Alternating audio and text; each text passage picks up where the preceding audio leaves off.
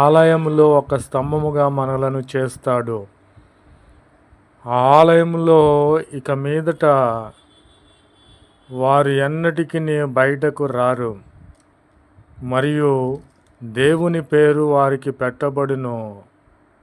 పరలోకము నుండి యెహోవా యొద్ద నుండి దిగివచ్చిన నూతన యెరూషలేము దేవుని పట్టణమని వానికి పేరు పెట్టబడును.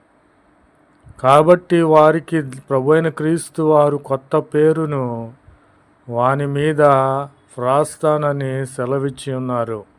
ప్రభునామమునకు స్తోత్రములు కలుగునుగాక. కాబట్టి ప్రభువైన క్రీస్తు వారు సెలవిచ్చుచున్నారు, నీ క్రియలను నేను ఎరుగుదును.